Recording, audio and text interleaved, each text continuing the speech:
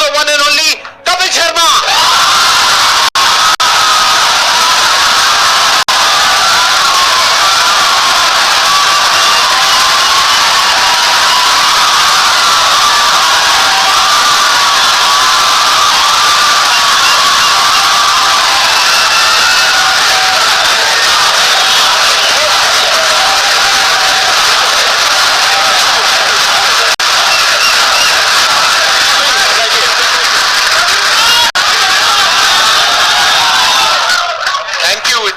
इतने प्यार के लिए, मोहब्बत के लिए, क्या एनर्जी आप सबकी।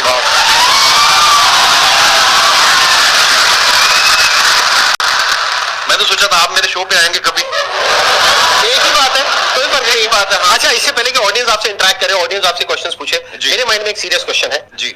आज से 10 साल पहले आपने अपने करियर की शुरुआत करी थी। मैंने देखा 2013 में कॉमेडी नाइट्स विद कपिल के नाम से आपका शो आया था। आज पूरे 10 साल हो गए उस चीज। तो तब क्या आपने सोचा था कि एक दिन आपको संदीप महेश्वरी शो में आने का?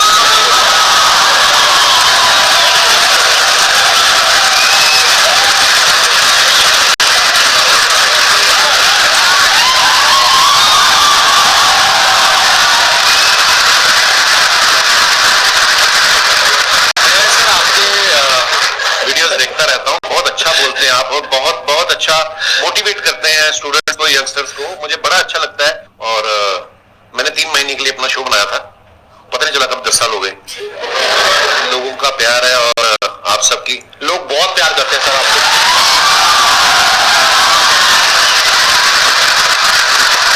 चलिए Q&A सेशन शुरू करते हैं। सर आपसे एक्चुअली एक रिक्वेस्ट है कि आप मोटिवेशनल मंच पे आए हैं तो कॉमेडी के वे में थोड़ा मोटिवेट कर सकते हैं। ये संदीप जी से बेहतर कौन करता है?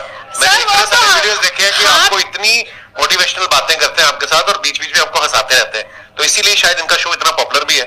हेलो कपिल सर, सर मैं आपका बहुत बड़ा फैन हूँ। Thank you brother. मैं आपके साथ 2 लाइन गाना चाहता हूँ। मैं सीरियस बोलूँ, आपको देख के मुझे कोई गाना नहीं याद आ रहा। सर मेरे को आ रहा है सर, आपको देख के गाना याद। प्लीज आप शुरू करिए। गुलाबी आंखें जो तेरी देखी, शराबी ये दिल हो गया, संभालो मुझको ओ मेरे यारो, संभलना मुश्किल हो गया। गुलाबी आंखें जो तेरी देखी, शराबी ये दिल हो गया। वाह, बड़े एनर्जी है।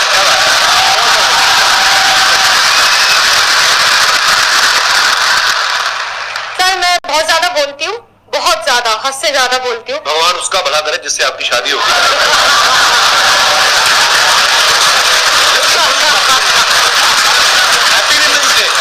Thank you sir, thank you so much.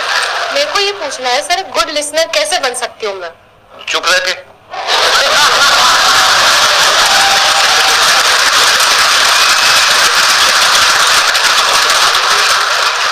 मेरा क्वेश्चन था कि आजकल जैसे इंस्टाग्राम पे भी बहुत सारे इन्फ्लुएंसर्स बढ़ रहे हैं, तो कुछ ही टाइम में इनका कंटेंट की कमी हो जाती है, तो आप इतने साल से रेगुलरली कर रहे हो, तो आप कैसे अपने आप को रेलेवेंट रख रहे हैं और हम सबके लिए मतलब अभी भी इतना एंटरटेन कर रहे हैं, और कैसे कर पा रहे हैं? मुझे ऐसा लगता है आज से जब 15 साल 16 साल पहले जब नेशनल टीवी पे हिंदी में काम शुरू किया था, तो मेरे खुद के दोस्त बोलते थे कॉमेडी बड़ी हो चुकी है, अब नहीं होगी। मैं कहा ऐसे तो सांस भी बड़े ले चुका है ना। तो मुझे ऐसा लगता है कि जब तक दुनिया है, जब तक हालात है, हर रोज कुछ ना कुछ आपकी जिंदगी में घटता है। आप न्यूज चैनल लगा के देख लो, हर जगह आपको कोई ना कोई नई चीजें मिलती है। तो जब तक ये सब होता रहेगा, ह्यूमर भी आता रहेगा। हाँ, मेहनत लगती है, पर हाँ, जैसे ये जो आपकी एनर्जी देखी, जो आप लोगों का प्यार देखा, तो ये हमें मोटिवेट करता है और मेहनत करने के लिए।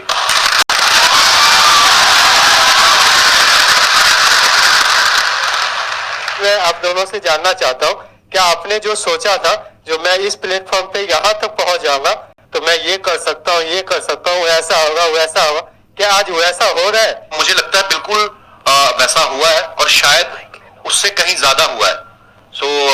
मैं बड़ा फॉर्चुनेट हूँ, मैं बड़ा ब्लेस्ड हूँ और मुझे ऐसा लगता है कि जितना सोच के आए थे उससे कहीं ज्यादा मिला है। पर हाँ, वो मेहनत करते रहना चाहिए आपको, क्योंकि उसका कोई अल्टरनेट नहीं है। आज भी मैं अपने शो के लिए उतनी ही मेहनत करता हूँ, आज भी मैं अपनी टीम के साथ बैठता हूँ।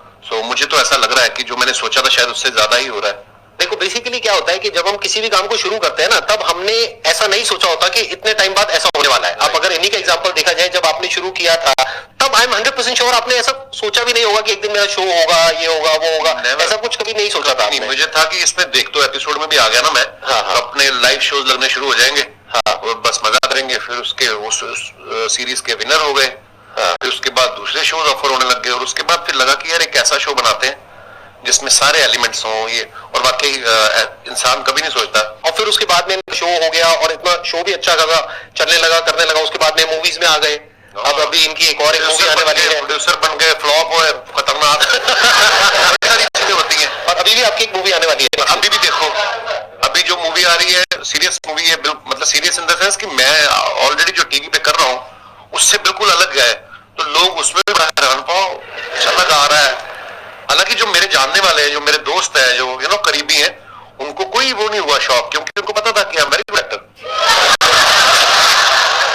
तो बिल्कुल संजीव जी ने सही कहा, बहुत सारी चीजें होती जो हम लोग हमारे बियॉन्ड में हमने एक्चुअली नहीं सोची होती। इसको इस तरीके से देखो कि जैसे जैसे हम लाइफ में आगे बढ़ते हैं ना, तो हमारी विजन है वो बड़ी होती है। बिल्कुल। जब अभी अगर आप अपनी बात करो तो आपकी विजन इतनी सी है, तो आपको लग रहा है कि मैं बस इतना ही कर सकता हूँ। जब वहां पहुंच जाओगे तो विजन और बढ़ जाएगी। फिर एक ऐसा पॉइंट आ जाता है जब विजन आपकी 360 डिग्री हो जाती है, तब आपके अंदर से आने लग जाता है कि यार मैं कुछ भी कर सकता हूं।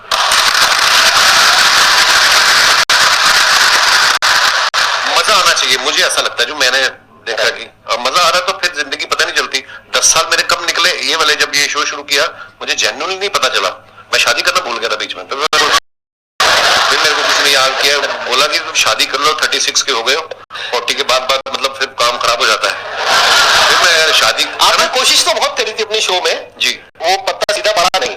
नहीं वो मुझे लगता था कि वो अब यही आ रही है, अगले हफ्ते हीरोइन इससे बात बन जाएगी, हाँ वो प्रमोशन करके निकल जाती थी। ये बात आपको थोड़ा लेट समझ आई कि वो अपने प्रमोशन के लिए आ रही है, आप अपनी प्रमोशन करते थे, बात बनी नहीं। चलो कोई नहीं, लेकिन आई थिंक आपका भी जो रिलेशनशिप है, अगर एक बार थोड़ा सा ऑफ आ जाए जी, तो बहुत पुराना रिलेशन है आपका गिन्नी के साथ। हाँ हाँ, ऑफकोर्स मैं कॉलेज में पढ़ता था, जब मैं पोस्ट ग्रेजुएशन के लिए एडमिशन लिया अमृतसर से जलंधर, तो हमारे यूथ फेस्टिवल जैसे होते हैं है ना, यूनिवर्सिटी के इंटर कॉलेज कॉम्पिटिशन, तो मैं अपने कॉलेज में पढ़ रहा था, और गर्ल्स कॉलेज का अलग से कॉम्पिटिशन होता, बॉयज का अलग से होता था। उसके बाद जो विनर होते थे दो, फिर वो बॉयज और गर्ल्स का कंबाइंड फाइनल में होता था।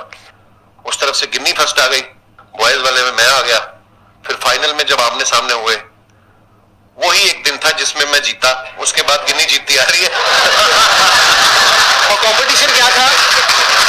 सर थिएटर कैटेगरी, मतलब बहुत सारी कैटेगरी होती है, फाइन आर्ट्स होता है, म्यूजिक होता है, थिएटर होता है। आप कौन सी कैटेगरी? मैं थिएटर में था, और थिएटर में होता है play, skit, histrionics, mime, fancy dress. अच्छा, तो शुरू से ही आपको शौक रहा है थिएटर का, म्यूजिक का, ये सब चीजों का? जी। और वो जो आपकी वाइफ है वो किस कैटेगरी में थी? वो थिएटर में थी, और वो फोक डांस में भी थी।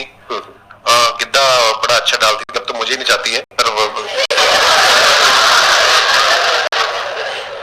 जैसे आप कॉलेज डेज में थे तो आपकी हर एक ग्रुप में ऐसा होता है एक बंदा कि वो जो होता है सबकी लेने वाला होता है। तो सर आपने जो ये कॉमेडी का जो करियर है वो आपका मतलब ये बेइज्जती करने का शौक था, या फिर आपने भले पूछ रहे आप किस तरफ थे? जैसे एक ग्रुप में एक बंदा ऐसा होता है, तो आप वो बंदे थे या फिर आपके साथ ऐसा कुछ हुआ था? मतलब यही आप पूछना चाह रहे हैं? जी सर, यस सर। हाँ, मतलब बेइज्जती करने वाली ये लाइन कहाँ से आ गई भाई? हमने कई बार नोटिस करा सर, जैसे अर्चना मैम हो गई, और वो एक रिलेशनशिप होता है ब्रदर। जी वो सर। उसको बेइज्जती नहीं कह सकते यार आप। आई मीन मेरी इतनी औकात नहीं है कि अर्चना जी इतनी सीनियर एक्टर हैं, और अगर ऐसा होता तो वो उस शो पे बैठती नहीं सर, ऐसे अक्षय पाजी आते हैं मेरे शो पे, हम लोग बड़ा हेल्दी एक कॉन्वर्सेशन होता है, वो मेरे पे पंच मारते रहते हैं, मैं उसमें, तो वो एक जैसे आर्ट है, एक स्किल डेवलप हो जाती है ना कि हम आपस में ऐसे करते हैं। नहीं बेइज्जती वो नहीं होती, वो होती है मैं जो आपकी अभी करूंगा।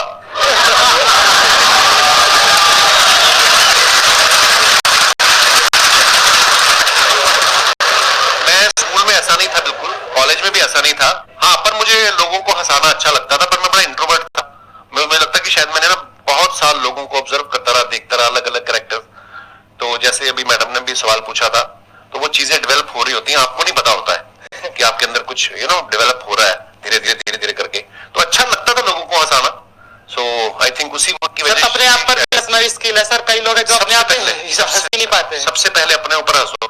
एक मैं आपको मंत्र बताऊं छोटा सा, अगर आपको लगे ना कि यार मेरे बारे में लोग क्या कहेंगे, सबसे पहले अपने बारे में खुद ही कह दो। जब आपकी शो में कोई भी आता है या जैसे एक्टिंग हो गया या सिंगर, तो आपको किसमें मजा आता है? आपने एक्ट्रेस तो बोला ही नहीं।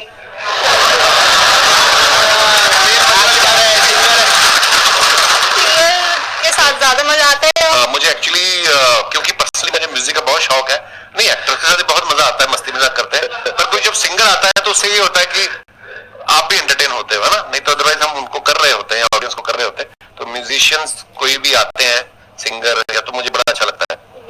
Thank you. क्वेश्चन मेरा ये है, जैसे कि सर वैसे मैं डिजिटल मार्केटिंग करता हूँ और क्या कहते हैं मिमिक्री वगैरह भी कर लेता हूँ मैं। अच्छा जी। बट मैं क्या है, मैं कहीं चैनल वगैरह पे किसी चीज पे मैंने कोई चैनल वगैरह नहीं बनाया। वैसे क्लाइंट के लिए हम लोग ये काम करते हैं, तो उनकी जो सोशल मीडिया अकाउंट है मैं अच्छे खासे रीच उन पे ला सकता हूँ, बट मेरे को टाइम नहीं मिल पाता। ऐसा भी नहीं है, बहुत कुछ करता हूँ, मतलब समझ में नहीं आता कि टाइम क्यों नहीं मिलता अपने लिए, अगर निकालना चाहूँ तो। आप जवाब देंगे, मैं जवाब दूं? हाथ तो नहीं उठाना चाहते ना? मेरा आपसे सवाल है, अब ये सवाल आपने हमसे क्यों पूछा? क्योंकि आपका टाइम है। देखो मैंने जैसे कहा कि आपको जिस चीज में मजा आता है, अगर आपको लग रहा है कि आपको जो आप जो कर रहे हैं उसमें आपको मजा आ रहा है, तो फिर आप वो अपने लिए कर रहे हैं, आप ही का टाइम है। और अगर आपको उसमें मजा नहीं आ रहा तो फिर मजा ढूंढने का। नहीं सर, मजा तो आता है, मतलब वही है कि टाइम नहीं मिल पाता, पता नहीं कैसे नहीं मिल पाता। भाई टाइम मिलता नहीं है, निकालना पड़ता है। My question is for both of you कि क्योंकि आप लोग अपनी फील्ड में ना you are the number one, which whatever you are doing right now you are at the top. तो जब आप लोग उस स्टेज पे थे जहाँ पे आपको पता था आपका काम अच्छा है, पॉपुलैरिटी मिल रही है and people around you started recognising you, तो उस स्टेज पे तो सब ऐसा होता है ना कि अरे यार तुम तो बहुत अच्छा करो, यू नो कि भाई अच्छा क्या है बुरा क्या है, but those people around will be a yes person कि आप जो बोलोगे there be yes sir. So उस सिचुएशन में when you are at place where you can have everything, so how do you maintain that calm and composure? And वो ऐसा होता है ना कि you are you know कि you know what I need to do rather than getting affected by other people's opinion. तो वो अपने आप को कैसे आप मैनेज करते हो सिचुएशन में, या अपने आप को कैसे रियलाइज कराते हो कि ये सब जो चीजें है ना, फेम है जो भी है, ये तो आएगा चले जाएगा, but me as a person my value is determined by my work, so how do you continue to do that? Wow.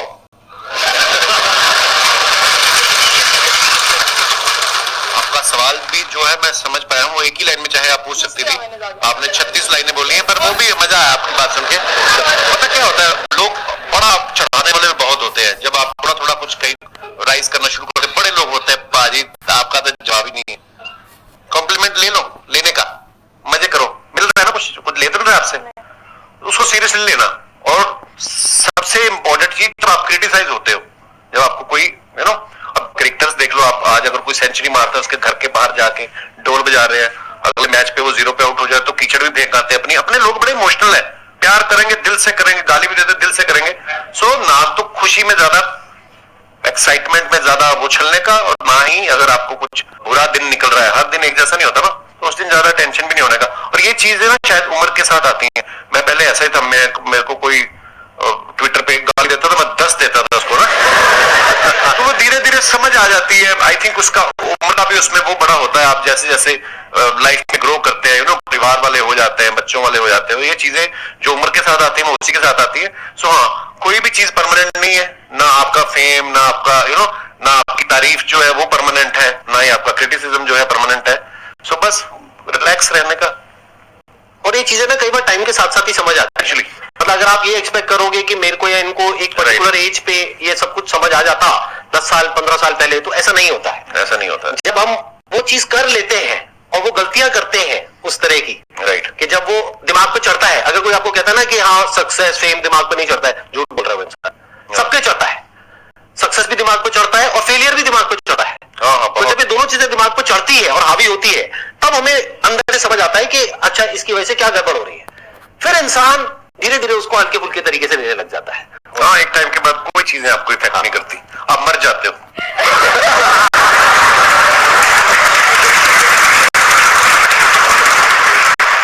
मेरा एक ही क्वेश्चन है, हम खुद का बिजनेस कर रहे हैं, कुछ भी कर रहे हैं, हम कैसे टीम बिल्ड करें, उनके अंदर कैसे लॉयल्टी लेके आए, हम कैसे पता करें उनके दिल के अंदर हमारे लिए मतलब बहुत ज्यादा लॉयल्टी है, मतलब समर्पण है हमारी कंपनी के लिए, हमारे लिए, हमारे टीम मेंबर के लिए। इट्स अ गुड क्वेश्चन, और ये हम सिर्फ टीम पे नहीं लगा सकते इस फंडे को, हम दोस्ती पे भी लगा सकते हैं, बिल्कुल। फ्रेंडशिप पे भी लगा सकते हैं, रिलेशनशिप बोल सकते हाँ हैं, जी। Any kind of relationship, that could जी be sir. A professional relationship और अ पर्सनल रिलेशनशिप। तो कोई भी रिलेशनशिप हो किसी भी तरीके की, उसको स्ट्रॉन्ग कैसे किया जाता है? देखो, आप सामने वाले के मन में क्या चल रहा है ये तो आप कभी भी नहीं जान पाओगे। अगर आपको ऐसी कोई शक्ति मिल जाए तो तुम बिजनेस छोड़ के तुम तो लड़कियों के पीछे लग जाओगे कि मुझे तो पता है इसके दिमाग में क्या चल रहा है। सो देखो, ये शक्तियां तो मुझे नहीं पता कहां से आती हैं, हाँ, लेकिन आपको कहीं ना कहीं अंदर से पता चल जाता है कि कौन मेरे लिए अच्छा सोच रहा है। अच्छा, ऐसा भी नहीं है कि जो आज आपके लिए अच्छा है वो आज से 5 साल बाद हो सकता है उसके मायने बदल जाए, उसकी आपसे एक्सपेक्टेशन अलग हो जाए। जो मेरे भी बहुत ऐसे मेरे दोस्त हैं, आज भी मेरे वही दोस्त हैं स्कूल कॉलेज के, पर कई दोस्त ऐसा भी होता है कि वो आपसे कुछ और उम्मीद करने लग जाते हैं। यू नो, समय बहुत बड़ी चीज है, समय के हिसाब से आपके विचार भी बदलते हैं, सब कुछ होता है। पर हाँ, अगर आपको ये जानना है कि ये मेरे लिए कितना लॉयल है तो ये सोचना छोड़ दो, आप अपना 100% उसको दे दो। जब वो देखेगा कि आप उसको कितनी मोहब्बत से इसको ट्रीट कर रहे हो तो वो सेम शायद बदले में आपको पैसा मिलेगा। तो इसको हम पढ़ते भी आए हैं कि आपके ही कर्म आपके आगे आते हैं। मुझे ऐसा लगता है आप जब अपना 100% देते हो किसी को विदाउट एनी एक्सपेक्टेशन, आपके अंडर जो काम करते हैं जो भी, उनको अगर आप बहुत मोहब्बत देंगे तो शायद वो भी आपके लिए लॉयल ही होंगे। मेरा अपना टेक ये है कि अच्छे टाइम में कभी भी एक रिलेशनशिप की पहचान नहीं होती है। एक्चुअली अच्छे टाइम में तो सब अच्छे हैं, दोस्त भी अच्छे हैं, रिश्तेदार भी अच्छे हैं, टीम वाले भी अच्छे हैं, सब कुछ अच्छे हैं। जब बुरा टाइम आता है तब क्या आप उसके साथ में खड़े हो या नहीं खड़े हो, आप पूरे दिल से, उससे रिलेशन पक्का हो जाता है।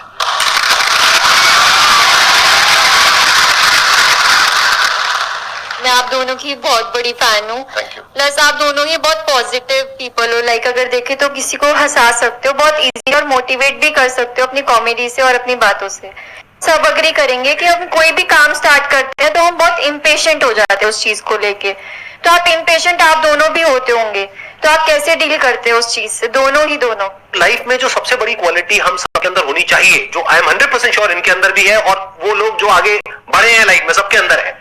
लाइफ में अंदर चाहे जैसी भी हालत है, मन है चाहे नहीं है, जो करना है वो करना है, as simple as that. The show must go on. ये क्वालिटी हमारे अंदर सबके अंदर होनी चाहिए अगर हम लाइफ में आगे बढ़ना चाहते हैं, तो जो आज की जनरेशन में बहुत कम लोगों के अंदर होती है। हम क्या सोचते हैं, काम को शुरू करते हैं, रिजल्ट नहीं आया, छोड़ो बेकार है, फिर किया नहीं आया, बेकार है। बेकार है क्या होता है, करना है तो करना है ना। आगे सर आपकी बारी। सेम